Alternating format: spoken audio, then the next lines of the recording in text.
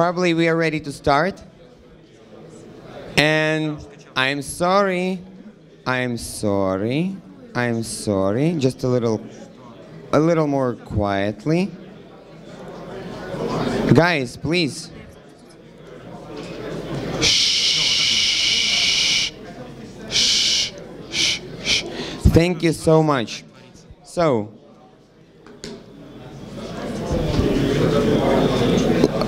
our first speaker will be Sюзан Акбарпур from USA, and she will speak about how and why blockchain disrupt commerce and advertising. Welcome. Thank you. Next slide, please. Hi, everyone. Thanks for giving me the opportunity to speak and introduce a disruptive technology that hopefully change the way people sell, shop, and advertise, all in one platform. Next slide, please. So, 100 years ago, John Wanamaker, the father of advertising and modern retail, said, 50% of my advertising dollars are getting wasted, but my problem is I don't know which one, because I could cut that an effective half, and I could spend my money in the right channel. Next slide, please.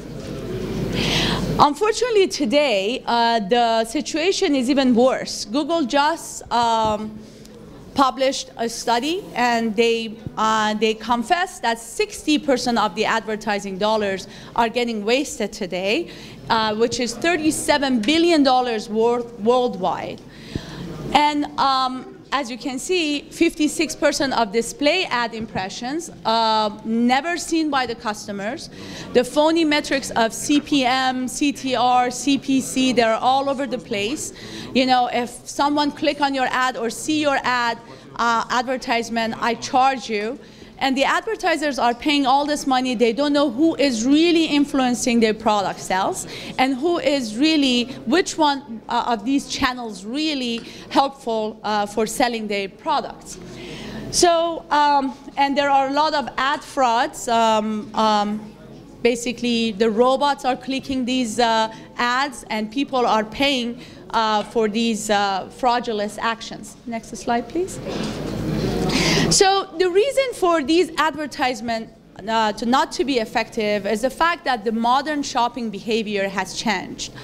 There are many destinations. There are thousands of stores, websites, marketplaces that, that are there for the shoppers to start their journey. And the shopping journey is really convoluted and long. The fact is, people are getting their impressions for shopping from the content that they see. The movies, a Facebook ad, an Instagram post, a print magazine, this room here, you know, this creates a context. You come to this room and you see this beautiful walls, this lighting, and you want to buy that lighting without caring who is really offering them. But that possibility is not here today. People can't buy from content or the context that impress them or influence them to buy. So, next slide, please. So there is there's a form of advertising which is really effective, creating shoppable content where, as you can, probably you've seen that if you're reading a blog or Facebook ad, you see something that inspires you, and you click on that and you go to a store or a marketplace or a web page that you can buy that product.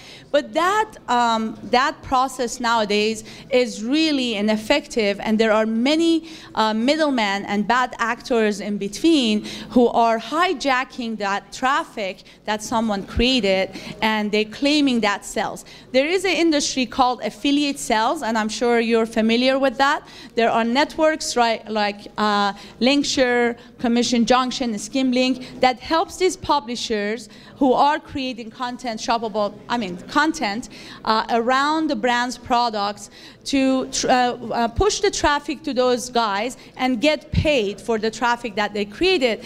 But unfortunately, there is a group of these publishers that are the favorite nations of these affiliate networks. And what happens, they are coming in right at the last part of the transaction, and they claim that traffic that has been created by many publishers by the time it gets to transactions, like coupon sites, rebate sites, and all of that, that they didn't do anything except basically changing their cookies, the cookie of the first publishers with their own, and claim the sales. So for making this industry effective, which is a huge, this is the affiliate sales industry that is going to be about $6.5 billion in 2020, the way, with an effective way that it goes on right now. And 81% of the marketers, they said that influence marketing really is the answer, and paying per transaction is something that they want to pursue. Next slide.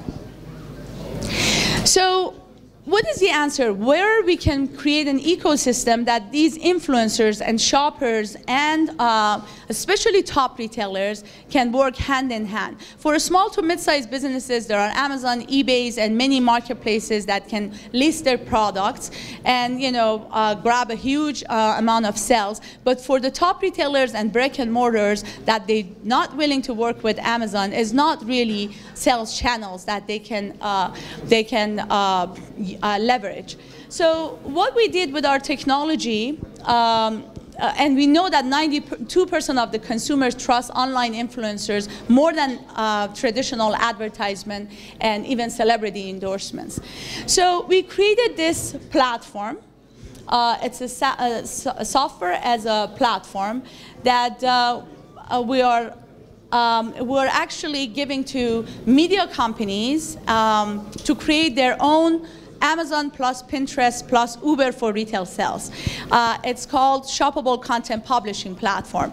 Media especially has a huge influence on product sales. If you're watching a movie, if you're watching the Oscar 2018, for the next year, you see those trends are really influenced by 1 hour, 2 hours production. But they can't really track and monetize their influence down to the sales dollars. So we created this platform that basically allowed the producers and micro-influencers, from a fashion blogger to someone who has thousands of people, a fan in Facebook, to create shoppable content and basically create a personal shopping cart, which is smart and shows the 360 view of the product to the shoppers, and they could share it with others, and they could put it behind any type of the contents. We went to these big media companies and we told them that you can make any of your videos, shows, TV shows shoppable, and people can buy directly from that content. And they look at the product after 7 years working on that with 50 engineers, including 6 PhD of computer science, and top investors behind the company: Chief Privacy Officer of Facebook, VP of Marketing of eBay, Stanford professors, CEO of Yves Saint Laurent Macy's. And we created that platform after 7 years, and the question was mind-boggling. They said that, okay, you're creating a sales department for me with millions of people, and every month I have to send millions of checks for these influencers who have influenced my partners' stores' product sales with their Facebook posts, or this video of this big producers and so on. So who wants to write those checks? Who wants to take care of these micro settlements? And this is after 7 years product development, putting millions of dollars investment behind this company. We didn't have the answer. Accounting part of it was killing the business, killing the technology. The technology was so good to be affordable. And we didn't have an answer until blockchain happened. And we noticed that this is the only way that we can bring transparency and accountability to e-commerce. We can remove all the hidden layers and bad actors and last-click hijackers out of the advertising industry, and basically create a very effective system with blockchain where the retailers can buy our cryptocurrency, deposit it in the marketplaces that are using our software. Let's say ABC has its own marketplace, and then they can, they can allow these influencers to create and leverage their content. And now ABC can send millions of rewards, basically payments to these influencers, and reward them by cryptocurrency. So, can you please? So this is really in the best interest of these media companies, social media, whoever is influencing product sales, but they really don't have any way to track and monetize their influence down to the sales dollars. Retailers will be happy because for the first time they can work with millions of micro advertisers and macro advertisers at the time without having anyone in between, without sending one check to Linkshare or Commission Junction and ask them to distribute it between anyone that they want. And influencers are happy because for the first time, without any technology integration, they can basically monetize their influence, and shoppers are happy because they can directly buy from content. So this is a platform that we created. Like if you're watching a movie, reading a magazine, you can scan a QR code and fall into that shopping cart. We call it M card behind that piece of content. And this is mirroring the e-commerce engines of these products, different stores, multiple stores, and then you can buy directly from the content. Next. And and I think, and this protocol is open. The advertising, any advertising network can use this, and our software is also there if anyone wants to license it. But to me, the fact that for the first time, everyone can track the marketing dollars to sales dollars and cut the hand of middlemen and the ineffective channels should be very important for retailers and anyone who has anything to do with selling a product in the world. And this is the freedom for advertisers, influencers, and shoppers. Next, please. So this is a protocol, very easy. Retailers are buying the tokens on open exchanges, and then they deposit it in any marketplace that is powered by our technology. When the influencers are creating that shoppable content with our very user-friendly tools, they can get rewarded when the sales happen, and they can change it to dollars or any fiat money in, or any other currency in open exchanges. Next one, please. So we're doing an ICO, very successful pre-sale we had before December, in December time, but the reception was so high volume that we had to stop it because then we realized that we have to do KYC. You know that this industry is shaping before your hand. Everything that you do tomorrow will be irrelevant. So we stopped that to automate that process of pre-sale and then the public ICO, and we're opening the round again. We raised 2,200 ethers in less than 2 weeks. We close it and we open it again in a week from now. Next one, please. As you can see, there are prominent management team behind the company. And the next one. And the advisors and the investors of the company are coming from different walks of industry, CXOs of big companies like ABC, Facebook, Macy's, Apple, eBay. What I really want you to do, even if you're an entrepreneur or investor, even micro investor in cryptocurrency, look at the company. Don't look at the promise with the white paper. Look at look into the existing platforms that really solve a problem and their token has a utility, and then try and decide to invest on that company. Because I'm seeing a lot of partying going on. People who are raising millions of dollars, hundreds of million dollars overnight, and they have a promise, and they have to spend that money in a span of a year because ICO proceeds is really a taxable revenue. They are not in the business of technology development, right? Be a very smart investor and find a utility and look at the token and the problem that it solves, and then try to invest on those companies, because we really need very assurable blueprint and applications that can help these ICO and blockchain promise to develop and grow faster. It's important for all of us to be responsible, not only in creating technologies that can be a blueprint for blockchain and the future of blockchain, but also for investing in these companies. Thank you.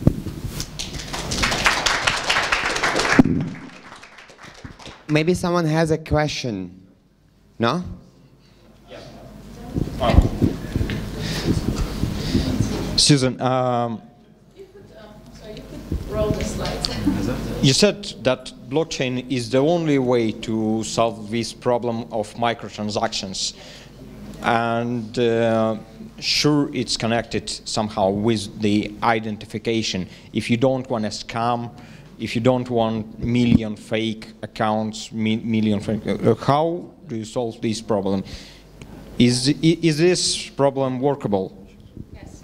So we actually solved that problem with creating this platform before. As I said, we only had problem with settlements. We're tracking every shopping cart or every M card that the system is not the system, people are creating. Everywhere, if that card goes, we're following that card, and we know who is the original creator of that card, and we can, at the end, when we put them in the checkout, because we have basically access to the checkout system of the partner stores in that platform, we're tracking the data religiously, and we can actually match the identity of the creator of the card and the final transaction. So we solved that problem, and I'm sure blockchain and transparency that it's promising, it makes that process even more effective. We didn't have problem to beginning with that. The only problem that we had was, as I said, the micro settlements that our customers needed to figure out. I hope I answered your question, but I'm going to be here for explaining and showing the demo if you would like. Please. I'm so sorry. You can find Suzan here. Like she will answer on all of your questions, like after the meeting. Okay. Thank you, Suzan. So, and the next speaker is Alexandr Varvarenko. You know, actually, I know a lot of about logistics and about the blockchain with logistics. I was working with the logistics, but only with the cargo. And Alexandr will tell about the ships and cargo logistics on the ships. Yes, hello everyone. I will speak English, but I hope the Russian part of this group also understands what I'm going to say.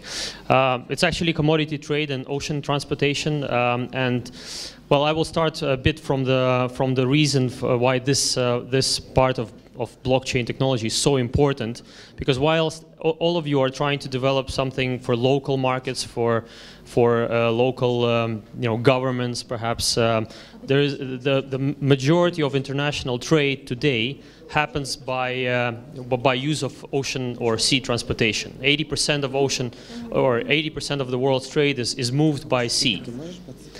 And that is a very decentralized, very gray, very intransparent business. It's scattered all over offshore zones. It's deregulated. A lot of countries have their own documentation flow, different languages, different cultures, different programs.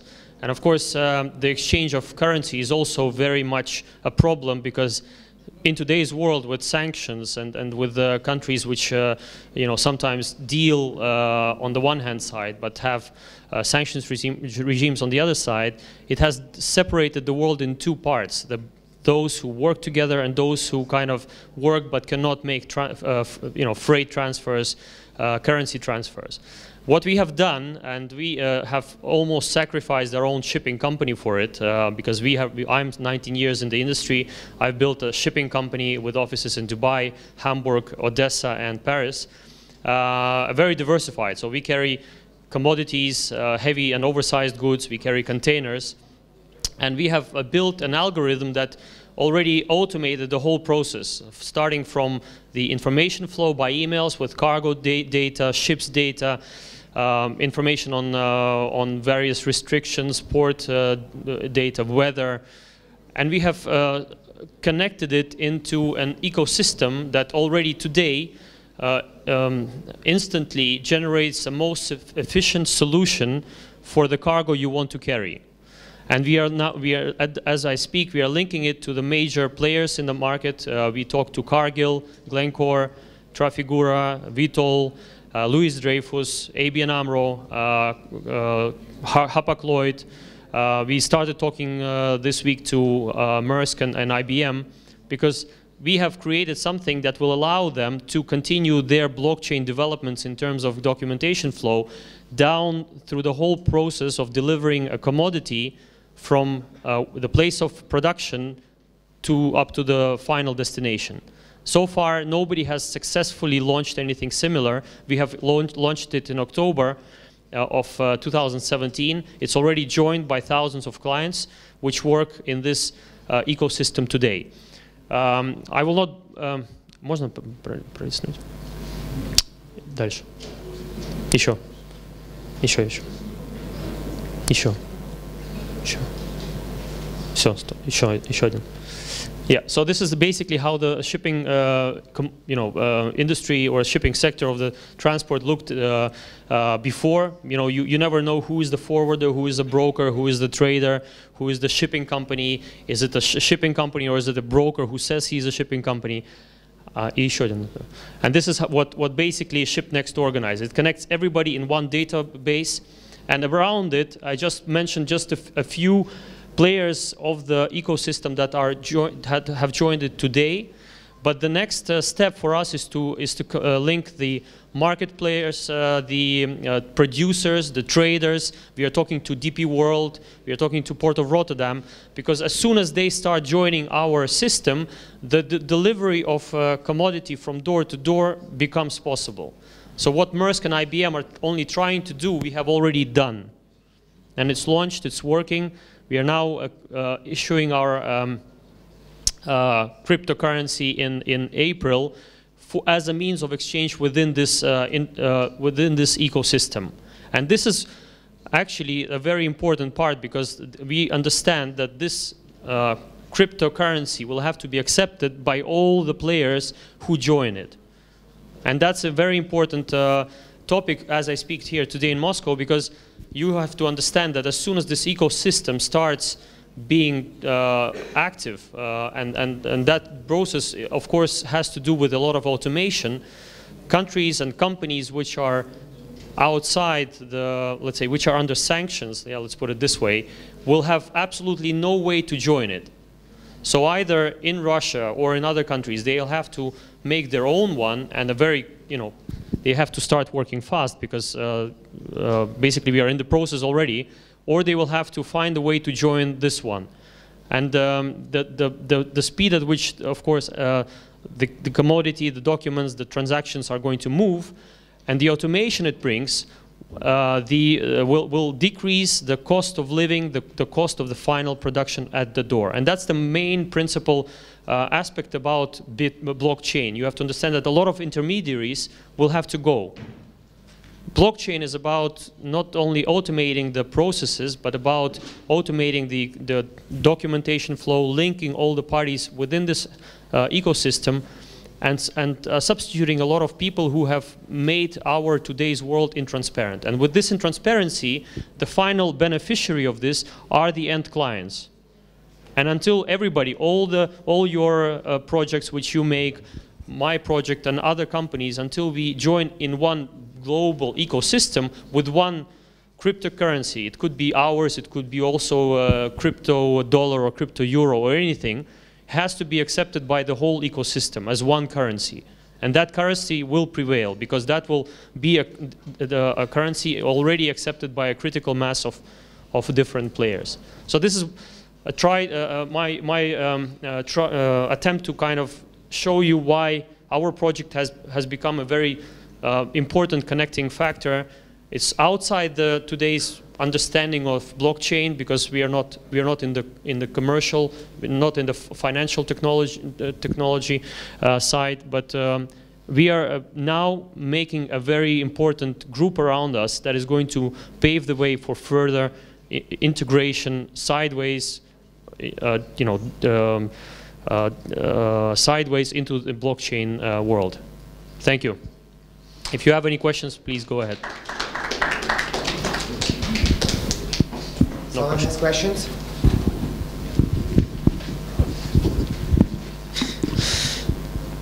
You said about your own cryptocurrency, but what about accepting existent cryptocurrencies via, say, smart contract? Why cannot one use Ethereum for that purpose? Because it's just simpler. Yeah, good question. Of course, we will be not only have to perhaps accept other cryptocurrencies, and of course we will have to talk to these major international players if they will accept, if ABN AMRO will accept.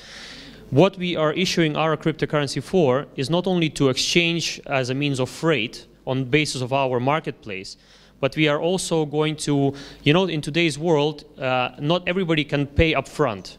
And sometimes people rely on letters of credit.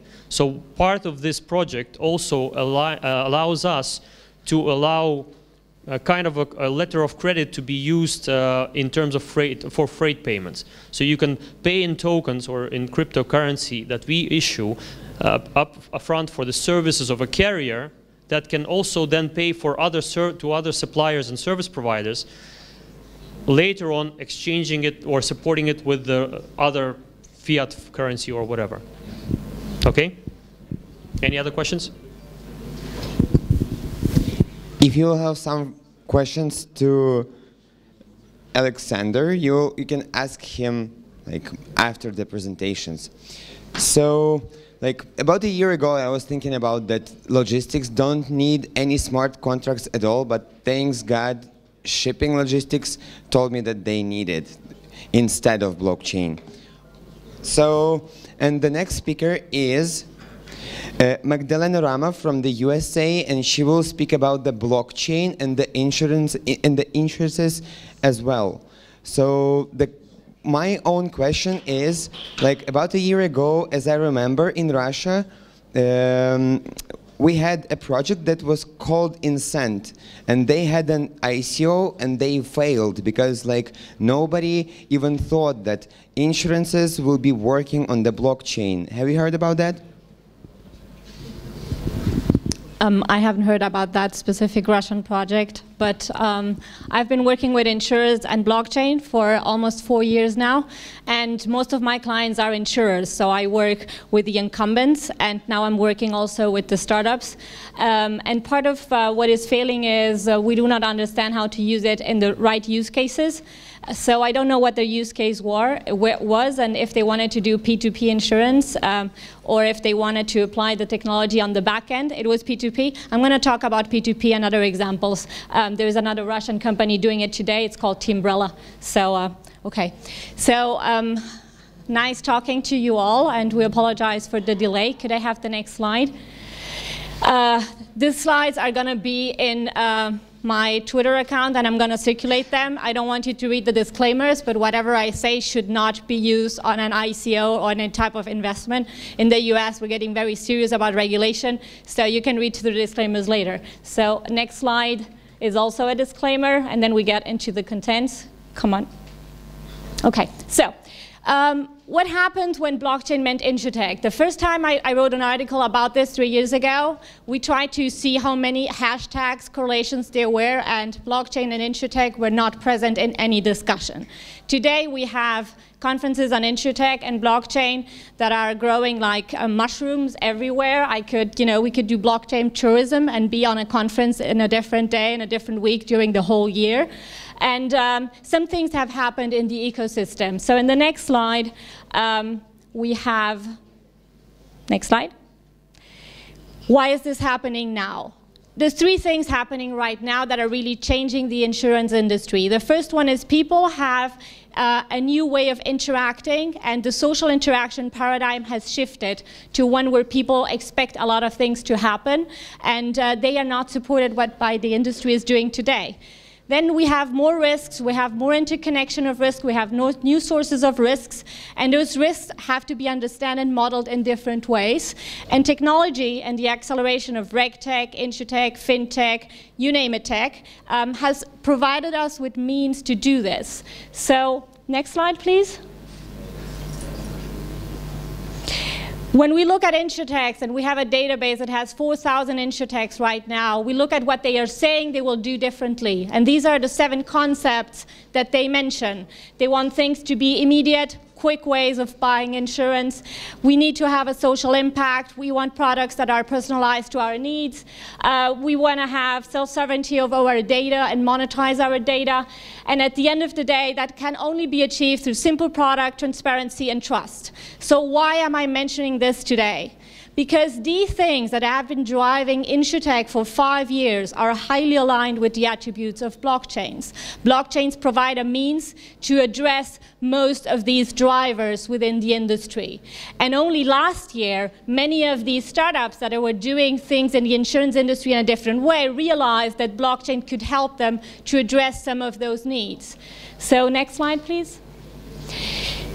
We all know what the blockchain is, and to me, if you take one idea away today, is that it should be that blockchain is a sociological innovation. It allows people that don't know each other, don't trust each other, have a conflict of interest to interact with each other and transfer value in a way that doesn't need someone to regulate what they are doing and oversee the marketplace. And that's a sociological innovation because it allows us to organize society in a different way. So where are we today? Next slide. Blockchain has mainly been affecting these 6 areas in the insurance industry. The first 2 are low-hanging fruit. We can automate things. We have been using blockchain as an excuse.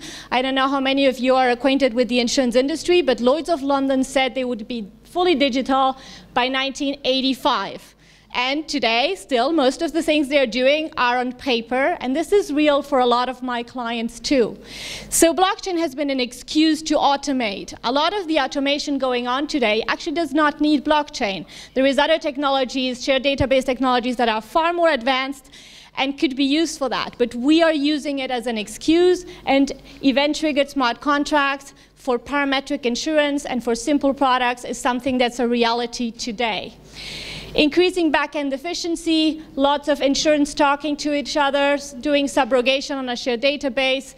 Those are the things that are being explored by the industry. This is where the industry is going. This is where the startups are going, to P2P models and full disintermediation of the insurance value chain, and to better pricing and risk assessment using identity and provenance solutions. So these are the things that are probably going to change the business model in which we are in the insurance industry. And that will generate new types of insurance for new types of risks, and obviously accessing underserved markets that are today either too expensive or not well known, and where we don't have actuarial data to actually generate the products. So next slide. This is, we all have these slides. We have seen it in the internet. We have thousands of logos, and no one understands what really matters of these slides.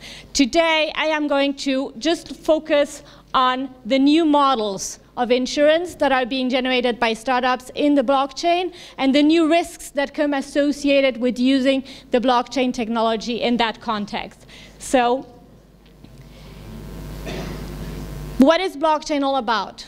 At the end of the day, it is a way for peer-to-peer networks to gather a scale that is unprecedented, and to be doing it, we can do it now in a trustless way. So if we go to the next slide, we can apply the idea of a trustless network of people mutualizing risk. The idea of P2P insurance is not new. These players have been doing it and trying to do it. Some of them failed in the last 5 years, and some for even longer. If we look at 500 years ago, people mutualizing risks were doing it in a P2P fashion. And that evolved into the complexity that today gives us the insurance industry, but it's not a new idea to do P2P. That's what mutuals used to do. These players decided that blockchain, which enables P2P network, was the perfect place to look at insurance from a P2P perspective. And they have different approaches, but they all have similar protocols behind it.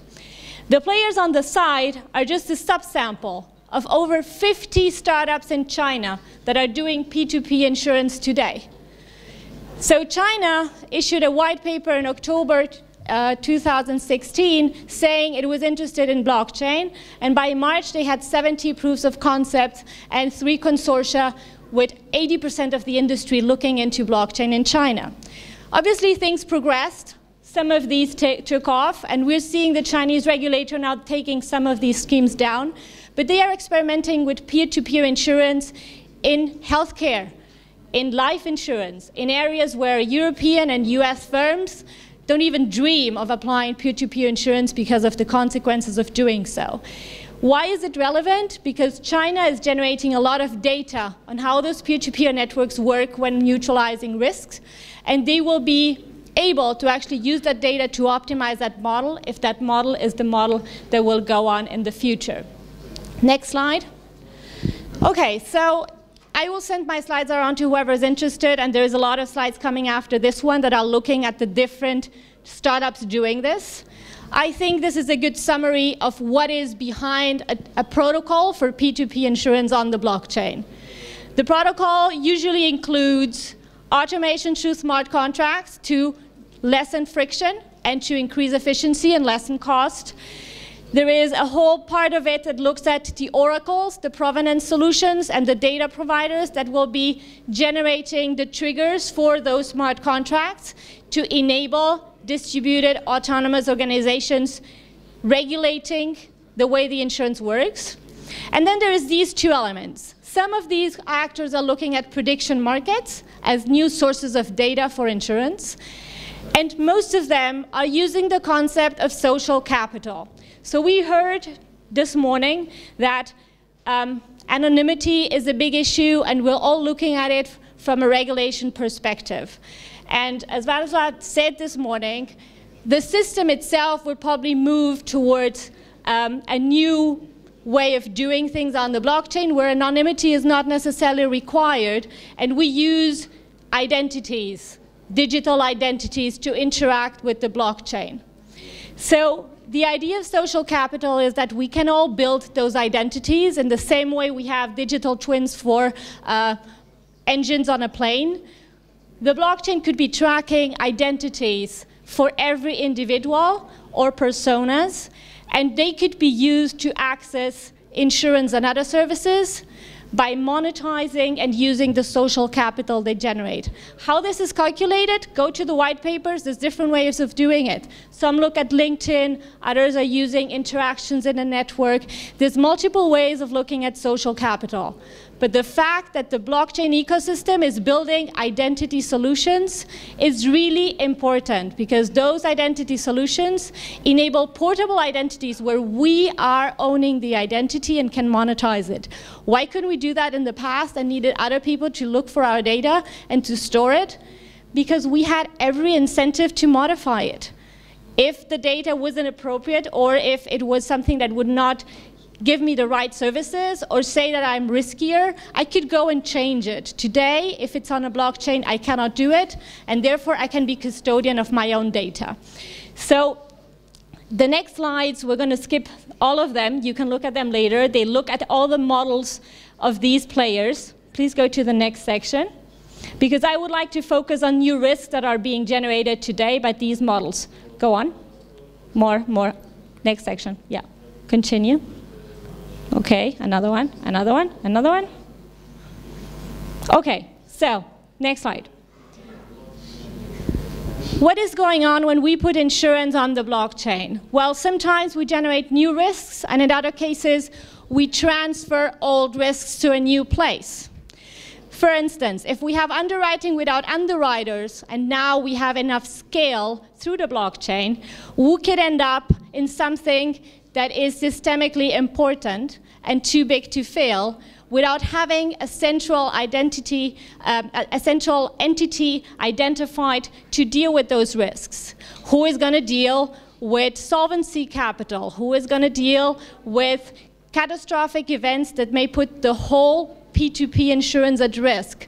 Who is going to deal with reinsurance?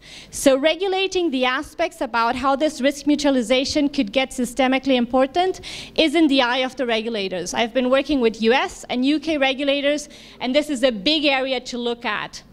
Because some of the providers from the previous slide, they say, I'm not an underwriter, like Uber says, I'm not a taxi company, I'm just a community administration platform. What does that mean? That I don't want to be responsible for what happens in the interaction and how that interaction generates risks. So this is an area regulators have been looking at. In the next slide, there is other risks taken that are going on. Could you click through the animation, please? So when I put a contract on the blockchain, an insurance contract on the blockchain, one of the things that is really attractive is there is unbreakable escrow. A trigger says my flight was late and I get paid flight insurance.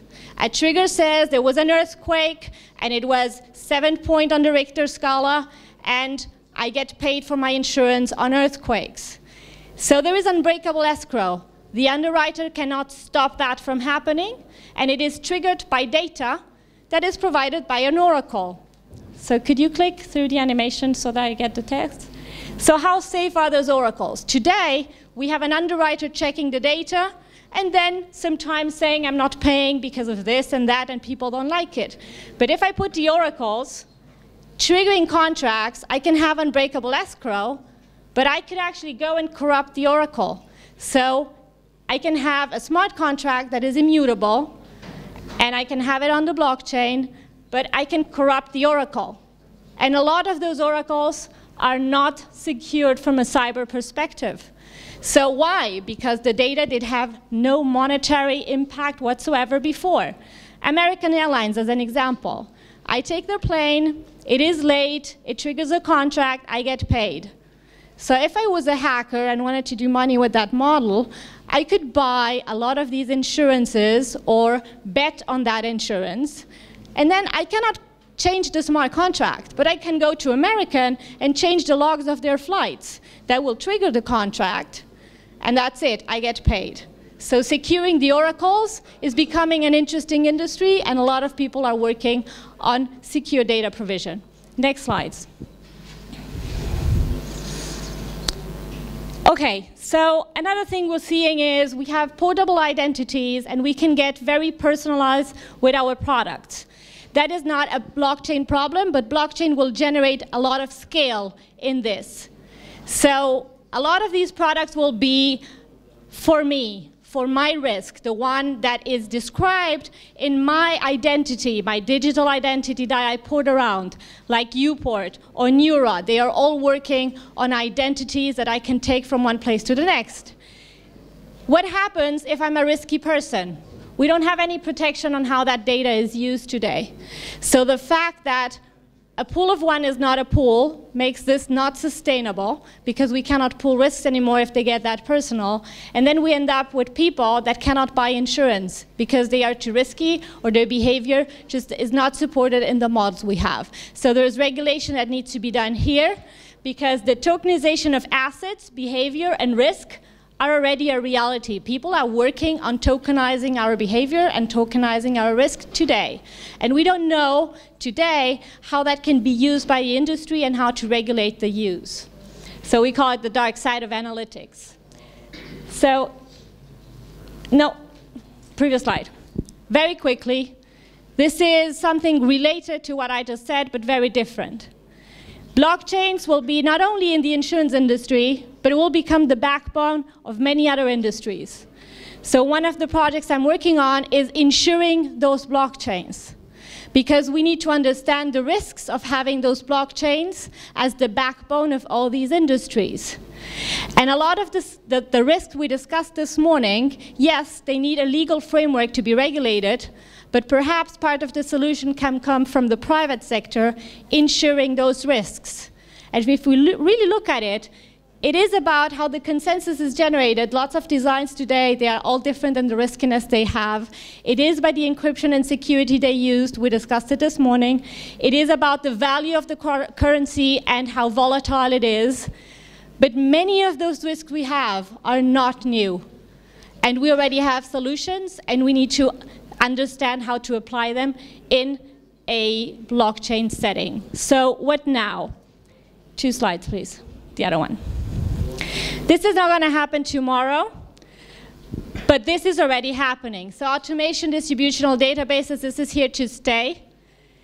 Better data, provenance solution, identity solutions, risk transparency, and the combination and interrogation of that data through AI. There are very concrete firms working on this. And this is the vision of what could come if this succeeds, which is fully peer-to-peer insurance platforms, lending platforms, banking platforms, and even going further than that, automated risk matching. Is that happening tomorrow? No, but it probably could happen in the next 10 years, and we need to be prepared to deal with that type of scenario. Final slide. What do we need? And I think, you know, I would really like people to, no, previous slide, to think about this. Previous slide. We need scale, because if we don't get everything on the blockchain like we do on the internet, it doesn't work. We need to have everyone on board, or we're pushing risk transfers to the boundaries of whatever the ecosystem looks like. We need scope, because multiple industries talk to each other, and there needs to be scope for this to happen. We need industry standards. Many industries have no standards, and if we don't have the standards, we cannot automate things in a consistent way. And we need to deal with the fact that this, you know, the next 10 years will be about high-stakes technologies. It is blockchain, it is combined with artificial intelligence, and it is combined with IoT. And we do not have a governance framework today. So as we heard this morning, we are in a huge global de facto sandbox. And some of these technologies are high stakes in the way they use our data, and we can use them to protect and to increase civil rights, but they can also be used in another way. So before things get to tokenizing risk and behavior, we need to have a framework. And the insurance industry is doing it in baby steps, but it needs a lot more thinking in there. Thank you. I'll be here all day. I'm leaving tomorrow, but if you have questions, I'm available. All I wanted to add is, if you're the owner of company, or if you're like a lawyer, or if you're having a thoughts to make an ICO and so on and so forth, just make an alliances, and we can move the time of regulations much more earlier than 10 years. That's my opinion. And like in Ukraine, we are doing in this way. So the company MBSafe, if you know that, like it has the cryptocurrency exchange platform that trades only with security tokens. You understand the position about the security tokens right now in the world, and MBSafe did the first thing, the first exchange platform that trades only with securities, and all the regulations are written by themselves with the help of SEC. What? SEC. SIC. Okay, thank you. Thank you so much.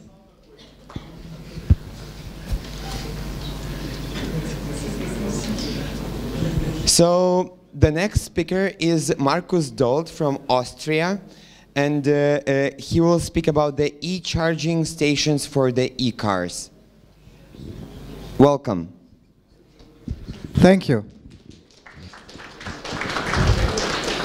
It's my second stay in Moscow. The first stay was 17 years ago, when I developed the first internet booking engine for hotels. And you know, everybody knows now booking.com, so I wrote the first version of the software and put 3,000 hotels on it. So I was early stage, very early. It took 10 years until we got broke even. And now I'm pleased to introduce our next big thing, that is charging stations for electric cars. So maybe we can start my presentation? 1 minute? Okay. Yeah, the history behind charging stations is the German Telecom put me into an electrical car named Tesla. It was 2 years ago, in March 2016, and I was impressed from the amazing power that that car has built in, and I saw look, I'm a software developer. The school paid me for showing up 30 years ago. And I saw the software on wheels. Tesla is a software on wheels. Yeah? It's no longer a car, it's a software. The big screen and the possibility to develop apps on that screen and to make everything intelligent, that was really impressive for me. So I thought about what can I do with my knowledge and with my skills, and I decided, okay, I do charging stations in hotels, because hotels, that is the business where I grew up 20 years ago, where I was successful. So now we are waiting for the presentation. Still loading. Okay. Yeah, we have a team of almost 20 people working since last year in July on developing charging stations. So we already have existing companies in several countries. Our newest country is now Dubai, where we've been now since September, forming the company and looking for projects and installing now charging stations. So the screen gets black and blue. Look, charging stations and electric car. Everybody wants to go electric now. But to go electric, that means to solve the chicken and the egg problem first. So what comes first, the car or the charging stations? I would say first you have to build the infrastructure. You have to build 50,000 charging stations. That is our goal for this year, to show the people where they can charge the car. And then they will buy a car. If you put just 3 tiny charging stations in the Mall of Emirates, for example, or here in that hotel, then nobody will think about buying electric mobility, because he will think, oh, where is enough place to charge? Yeah? So you have to do it large scale. So that is my presentation. Okay, we are now here. Next slide, please. eCharge is our company.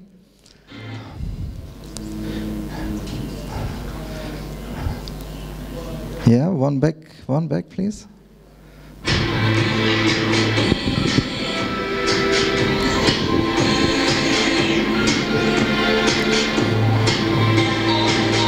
We built a charging station in hotels. Why hotels? Because everybody likes to sleep in the hotel.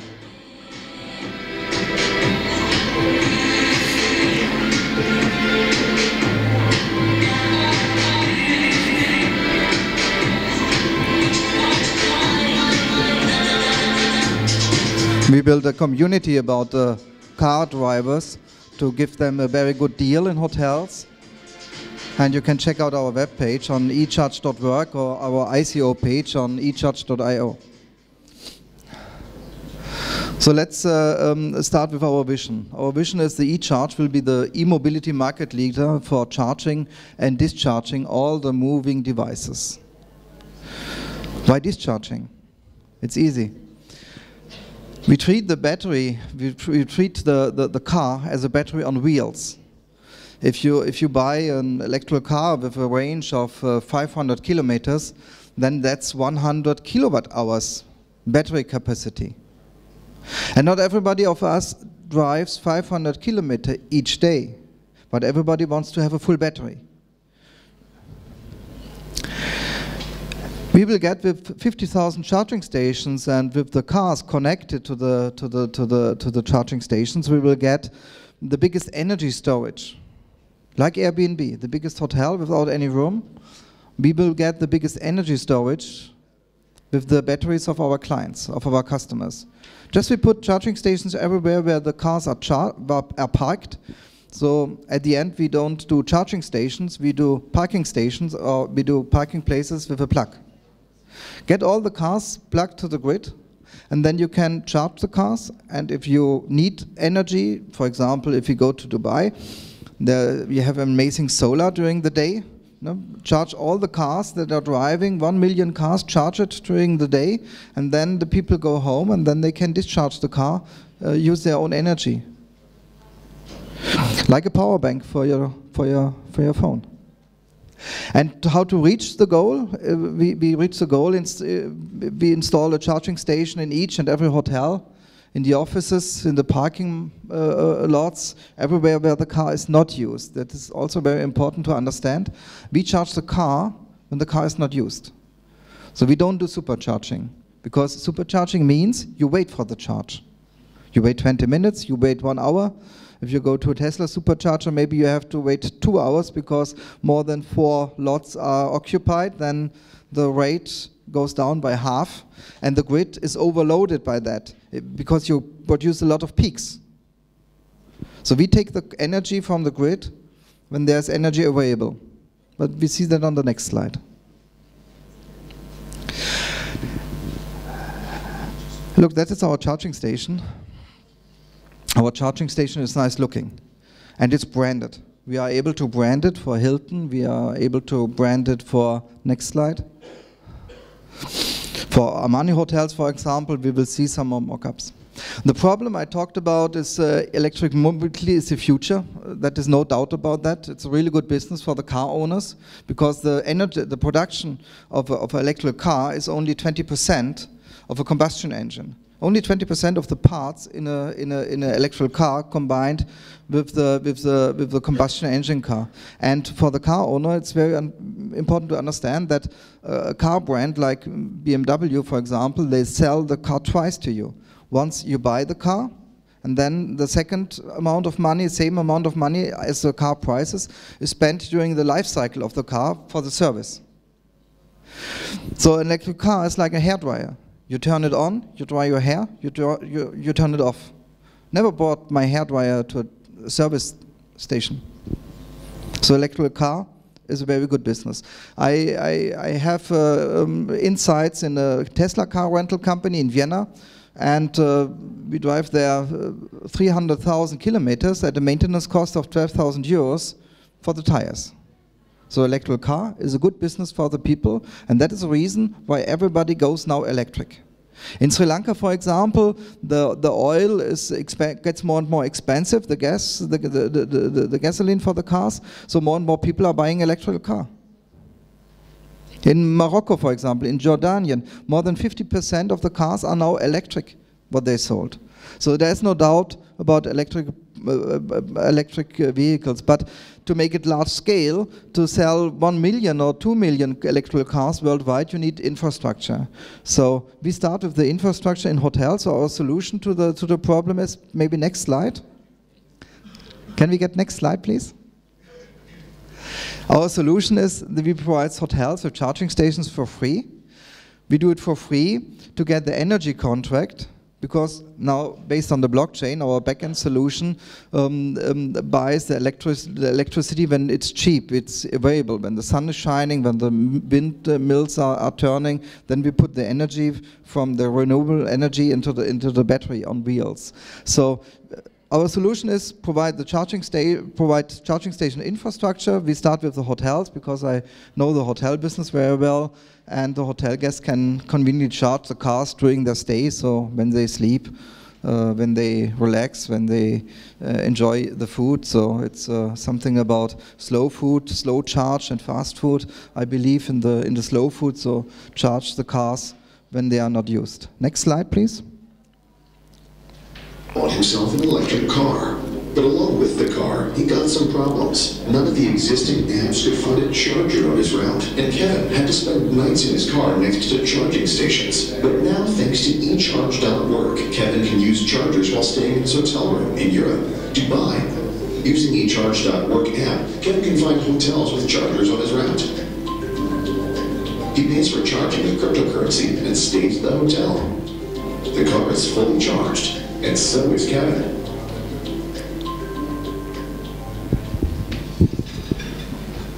Yeah, thank you. Next slide, please. Kevin bought himself an electric car. No, we had that already. With the car, he got some problems. The next slide, please. Yeah, I talked about customizing. I think it's very important to have the face nice looking, and we customize the charging stations to the hotel brands. Next slide, please. Yeah, we have the gold edition with some gold around there. Here you can plug the car.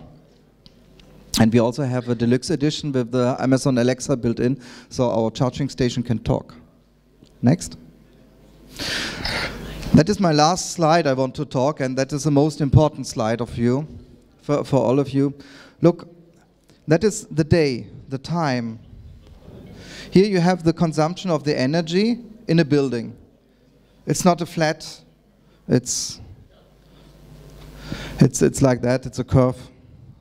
But you have a flat line, that's a red line, that is the maximum what the transformator to a building can supply. The grid is built on that. So you have the red line based on a building, you have the red line based on a community, you have the red line based on the grid itself. So there's no way to take more energy, otherwise you would cause a blackout. If you install here one charging station, two charging stations in a building, that is not a problem. That's possible. But if you put 100 charging stations here to produce large-scale charging station infrastructure in a building, in a community, then you get a problem. But our blockchain-based software now detects the cars that are connected here in the peak hours. They decide, the software decides whom to put the energy. If a car has an empty battery, then he gets maximum energy flow. If the car has 50% or more left in the battery, then we slow the charge rate down to 0. But later, he stays in the hotel, he stays in the office for some hours. Later, there is energy available. So we put all the green available energy in the building into the car, because we treat the cars as battery on wheels. There's no need for the car to get immediate the charge. Like if you go enter in a room, you turn on the light, you don't want to wait until the light comes on. You want to have the light immediately, but for the car, that's not needed.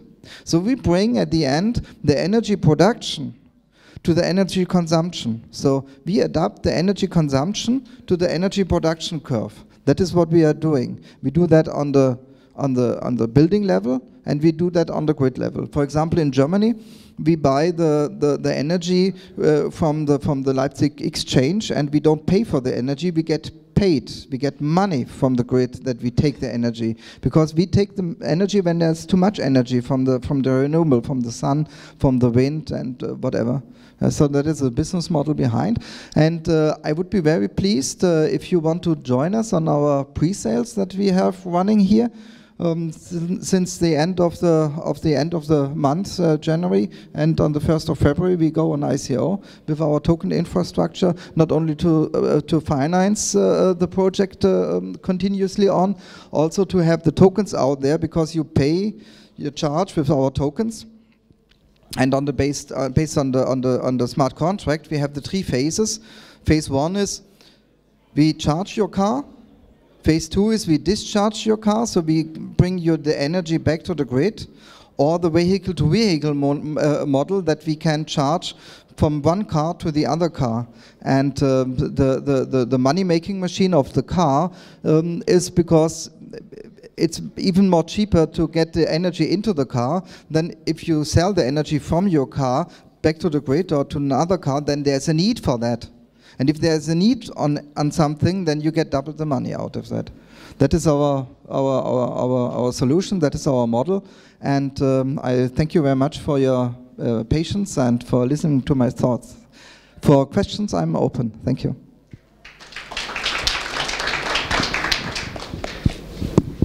Can you describe the utility of the token again? I think I didn't get that part. How you create supply and demand for the token? Yeah, I saw 1 year ago the microgrid experiment in New York and Brooklyn, and that inspired me. That if you have the solar at one house street level, and then on the other street you have one hour longer the energy available. So that is based on the smart contract as we have in our utility token structure, that we are able to charge your car and discharge your car, then you get more money back, or on your smart contract you have the money that you spent, or the energy, to be honest, yeah, that you take from the grid into your car, and if you get it back, then you get more money for that, because it's then the need of the other people. That is the structure on our utility token behind. So you basically sell your surplus energy to someone else? Yes. Yeah, thank you. That is. Yeah, because the average people drive 100 kilometers a day, and if you have your car with 500, then of course 80% of the energy is in your car, so we help the people to make money out of the car. Thank you, Marcus. Awesome project. Like, this market is one of the most promising markets in the blockchain market structure at all. I suppose that, like, beside the gaming and beside the economic things. Yeah, thank you so much. So thank you. Everybody's invited to join us on our pre-sale eCharge.io. Starts now. Thank you. Okay, thank you.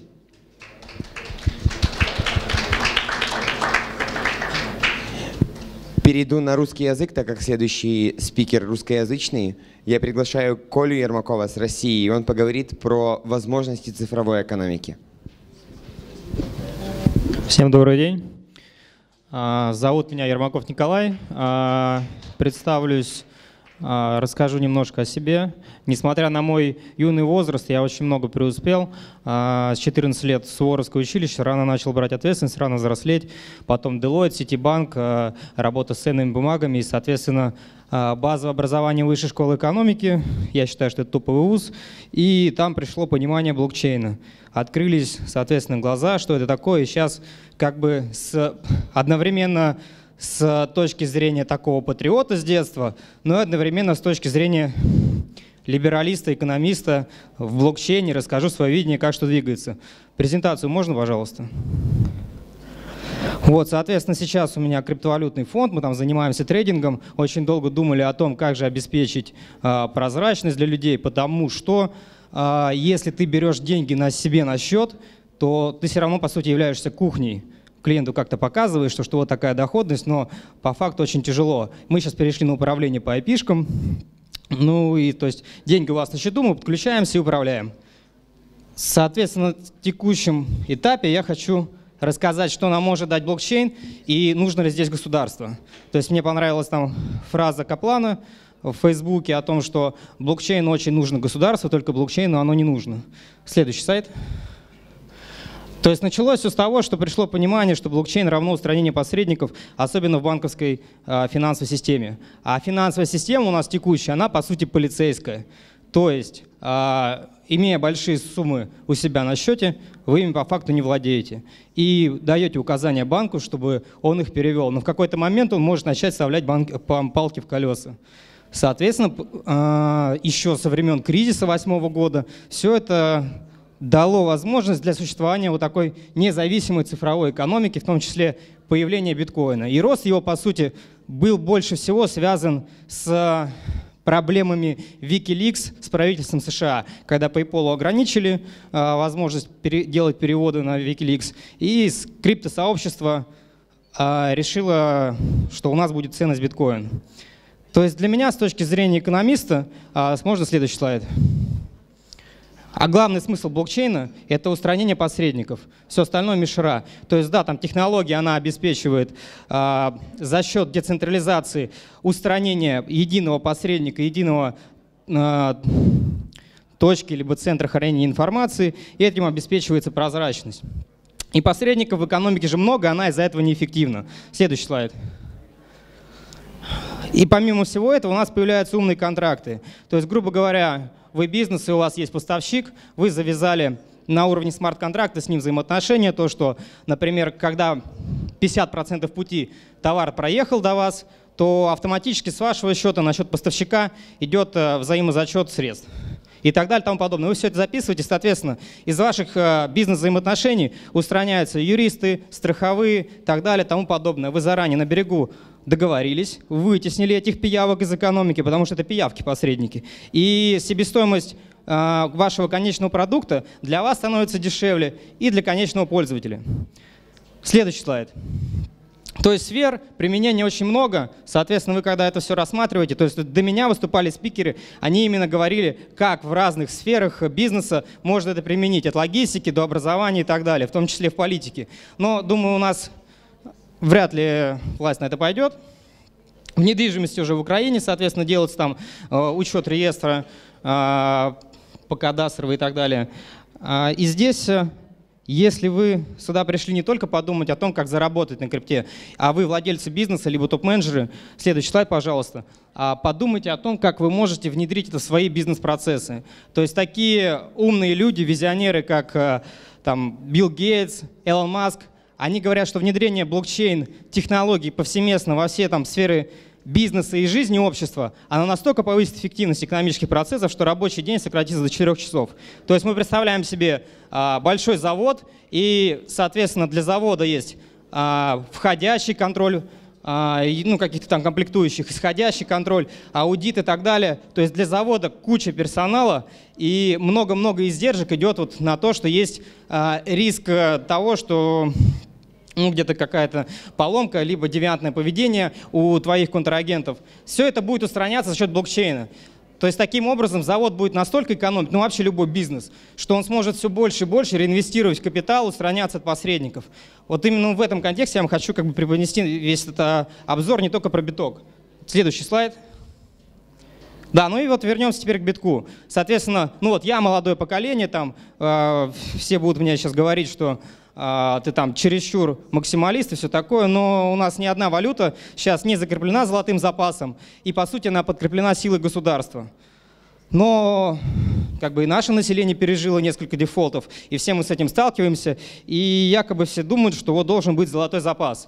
Но для меня золото – это кусок металла. То есть, ну, у меня нет его ценности, я не ношу украшений, и для меня важно, что у меня там с собой мобильный телефон, и я в нем могу совершать сделки, еще что-то делать. Я продвигаюсь. А ну, золото это раньше нужен был для общества с точки зрения эволюции, какая-то мерила ценности. То есть был бартер, были ракушечки, потом дошли до золота, потом до фиата. Но золото, оно псевдоограничено. У золота есть такие издержки, как транспортировка, хранение. У биткоина такого нет. То есть биткоин – это цифровое золото. И биткоин, он на уровне кода дефляционный. Таким образом, следующий слайд. Ну, соответственно, тут информацию надо изменить, она уже не актуальна. То есть где у нас биткоин примерно вот тут находится, да? 200 где-то. Не суть. До пузыря нам еще далеко. Следующий слайд. Ключевая эта причина, почему биткоин востребован, это независимость капитала. Я часто выступаю там, ну, при политиках, там торгово-промышленная палата, и очень люблю поспорить с Росфинмониторингом. Соответственно, они говорят, вот, мол, наркотики, преступность, все это анонимный капитал, именно поэтому биткоин растет. Но биткоин на самом деле, ну и вообще крипта в целом, это растет, потому что это капитал, на который нельзя наложить арест. И в этом его ценность. Как бы в целом все население и богатые люди, они устали, то, что им приходится как-то спасать свой капитал. Там арестовывают банковские счета, да, там есть как плохие люди, так и хорошие. Я, в принципе, за конфиденциальность, но против анонимности. И именно вот это основной драйвер, который будет развивать понимание у людей, что цифровые активы – это не просто воздух. Следующий слайд. Ну и рассмотрим вот это на текущий этап капитализации рынка криптовалют сейчас. 547 миллиардов долларов. И все говорят о пузыре. Да, все сравнивают с пузырем доткомов, но мы включим следующий слайд и увидим, что до пузыря доткомов очень далеко. То есть был интернет информации. Билл Гейтс говорил, что в будущем останется два бизнеса. Тот, который в интернете, и тот, который умирает. Соответственно, все стали скупать доткомы, они стали дико расти в цене, в том числе Amazon, кстати, если посмотреть вот на фондовый рынок исторические данные, он показывал тоже тысячную доходность. Там даже больше, чем некоторые криптовалюты. И никто тогда не особо не говорил, что это пузырь. И да, на этом рынке, горячем ICO, сейчас будет то же самое. Приходить много фейковых проектов, много неотрегулированных. Он также будет раздуваться, также будет на нем кризис, но после кризиса останутся такие же Amazon и Google, но только в рынке крипты. Я приблизительно так оцениваю, что несмотря на то, что бурный рост и восстановление рынка криптовалют планируется после китайского Нового года, то есть там март, апрель, наверное, вот будет опять жара и рост. Но много ICO-проектов понабрали обязательств с мая по сентябрь, ну то есть до конца года 2017. И сейчас им надо будет начинать их исполнять. Как-то правдами, неправдами, и, соответственно, они начнут лопаться. То есть, скорее всего, у рынка будет глобальное разочарование в ICO в целом, будет, наверное, кризис ICO-проектов. И на фоне этого кризиса, ну, возможно, такие два варианта. Либо инвесторы на это время разочаруются, будет глобальная коррекция, и в ICO перестанут инвестировать, и вместе с ним биткоин и другие голубые фишки криптовалютного рынка пойдут вниз. Либо из-за ICO токенов люди побегут в биткоин и прочие голубые фишки. То есть два варианта возможны. Вот, ну, кризис, я думаю, будет такой 2-3 месяца. Но не факт. То есть это мое предположение. Но это не точно. Следующий слайд. Ну и, соответственно, рассматривая все это, мне очень нравится картинка. Тяжело донести взрослому консервативному поколению о том, что это не что-то облачное, это именно уже платформа для новой цифровой экономики. И я сейчас постараюсь привести такой очень абсурдный пример, но до которого нужно попытаться дойти и понять. Вот есть такие стартапы типа Filecoin, StorageCoin. Это такие монетки криптовалюты, или токены, которые равны единице цифрового облачного пространства. Грубо говоря, это цифровая недвижимость. Очень тяжело понять, да? Я кому когда рассказываю, типа, господи, какая недвижимость, ты что? Но ты можешь в облако сдавать в аренду свое, то есть базу данных свою предоставлять в аренду. Таким образом, по сути, у тебя недвижимость цифровая. Следующий слайд. Ну и ко всему этому, то есть блокчейн, благодаря вот этой своей независимости и возможности создания смарт-контрактов, дал возможность сделать ICO. То есть были различные методы привлечения финансирования. Краудфандинг классический, венчур либо кредит. Он был регулирован, ликвиден, но дорого, сложно и так далее. IPO это, то есть только high-level могли крупные компании делать. ICO, оно не регулируется. И в данном случае я считаю, что это его ахиллесова пята. То есть это как хорошо, так и плохо. Хорошо, почему? Теперь любой может это сделать. А плохо то, что, соответственно, делают недобросовестные люди и всех обманывают. Следующий слайд. Соответственно, объемы дико растут и превышают классический венчурный рынок. Рынок фондов. Следующий слайд. Это ТНД, это не важно. Следующий слайд. Просто я хочу ускориться. И что сейчас произошло на рынке ICO? То есть в январе проходило примерно 4 ICO-проекта по всему миру. Да, люди там инвестировали, смотрели, что происходит бешеная доходность. И с каждым разом там увеличилось количество ICO-проектов. То есть я начинал в фонде создавать, грубо говоря, такой венчурный отдел, который тоже инвестировал в ICO-проекты. И появилось много ICO-площадок.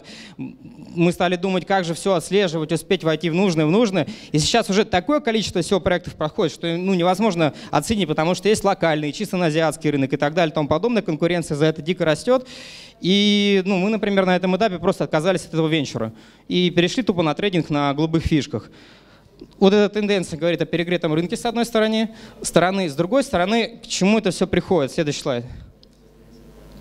То, что сложно анализировать, понятно, то есть это такая легкая картинка, то, что мы условно делим на 4 части. Есть мошенники некомпетентные, это мы просто скопировали сайт за 1 минутку и что-то делаем. Мошенники компетентные, это очень качественный скам.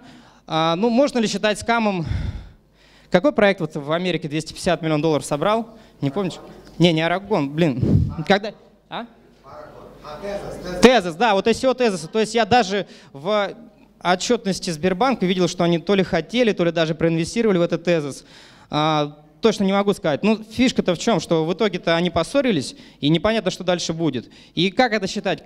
Это качественный мошеннический проект, либо это так получилось. Потому что, по сути, мы можем очень долго поддерживать крутую идею, тратить деньги в течение года-два, выпускать какие-то инфоповоды, а потом сказать, что у нас не получилось. Это очень качественный мошеннический проект. Соответственно, честный, но некомпетентный провальный проект — это, например, ученые провели ICO, собрали деньги, сделали продукт, но у них не хватило коммерческой жилки, чтобы его продать и запустить как бизнес. Но они в целом порядочные ребята. Ну и честный, компетентный, успешный проект — это проект, у которого, ну, например, какой-нибудь бывший топ-менеджер Гугла ушел и сказал: я собираю все, у меня хорошая репутация, и волчий билет он себе выписывать не будет, и будет собирать все хорошо. Следующий слайд. Таким образом, у нас условно есть там 3 вида токенов. Пользовательский, услуга, расчетная единица, это, я думаю, все знаете. Токен как акция, от чего все бегут, потому что тяжело регулятор. Ну, кредитный токен, ну, либо правильно называть, это займовый. Потому что вы кредит не даете, а по сути даете займ, ну, либо облигационный. И я здесь привел пример бонусов Аэрофлот. То есть что это по сути? Это же тоже там токен, какой-то бонус, только не на крипте. И обходя вот эти как бы законы, ты же тоже можешь говорить, что я собираю все и по сути продаю там бонусы, либо скидки на свою будущую услугу, либо товар. Следующий слайд. И, допустим, мы хотим думать, как же регулировать ICO. Сейчас пару минут, да? Лучшим шагом это будет сделать вот как в Аризоне, то что смарт-контракт на блокчейне, он как и остальные виды договоров. То есть когда у нас хотя бы вот это сделают, мы уже сможем спрашивать за тех, кто заключал смарт-контракт, судить и так далее. То есть будет появляться меньше мошенников. Следующий слайд. И вот важную мысль я хочу посадить. Был интернет информации, да, он стер границы распространения информации. Нет необходимости перелетать в Америку, чтобы учиться у них там в лучших институтах. Сейчас можно сделать все через онлайн-образование. Железный занавес стирается и так далее и тому подобное. Вот крипта нам дает то, что у нас появляется интернет ценностей и стираются границы распространения бизнеса. И когда нас начинают спрашивать или регулятор думает о том, как с точки зрения большого папы наложить налоги, зарегулировать это и все, то будет то же самое, что в Советском Союзе, когда наши ученые зависели от финансирования государства, и наши умы утекали на Запад, в Силиконовую долину, и Россия теряла своих математиков. Зато ICO теперь, таким образом, ты можешь сидеть у себя в богатем городке, собирать под свою идею огромное количество денег и реализовывать ее, будучи хорошим человеком, не зависеть от государства. И если мне, как ICO-проекту, государство здесь будет вставлять палки в колеса с точки зрения регулятора, я буду хлопать пальцами и говорить о том, что я там сингапурский проект, еще какой-то офшорный. И я хочу донести, если тут здесь кто-то есть представители власти, то задумайтесь обо всем этом с точки зрения того, что нужно выступать не с точки зрения сильного регулятора, а с точки зрения помощника, который сопроводит эту экономику. То есть в данном случае нужно скорее не регулирование делать, а стандартизирование, чтобы были какие-то стандарты хорошего проекта. Следующий слайд. Вот, то есть оставляем идею того, что блокчейн — это прежде всего избавление от посредников, а это значит улучшение экономики. Следующий слайд. Ну и все, и мои данные. Я больше хочу в роли дискуссии сейчас поговорить. Позадавайте мне вопросы, любые каверзные, я за. Ты за котенка рассказывал? Нет, я вообще стула.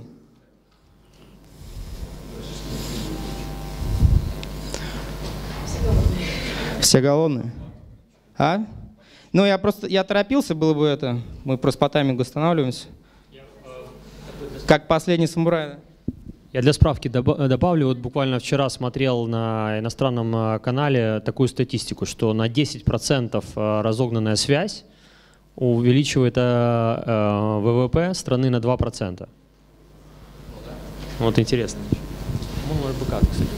Не, ну, то есть здесь все максимально понятно. Мы переходим в цифровую экономику, и кто быстрее получает информацию, тот на коне. Вот и все. В том числе и передача, интернет-ценностей, мы на это переходим, тяжело понять, но в данном-то случае криптовалюта — это подрыв монополии власти на деньги, то есть теперь как бы нет смысла во власти и в ее финансовом контроле, потому что есть открытая система, которая… еще вот очень хороший такой пример. Блокчейн и все проекты на блокчейне — это, по сути, реализация демократии на уровне математики. Задумайтесь об этом.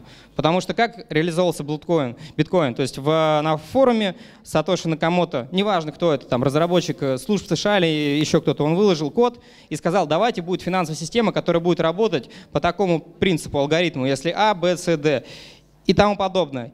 И ты, если согласен с этой финансовой системой, ты к ней подключаешься. И если они делают хардфорк, какое-то обновление, сообщество приходит к консенсусу, к согласию. Они считают, что да, вот эта финансовая система, она максимально прозрачна, мы готовы обновить код на вот это и двигаться дальше по таким финансовым стандартам. И вот реализация демократии на уровне математики благодаря блокчейну возможно не только в финансах, но и в судебной системе и так далее и тому подобное.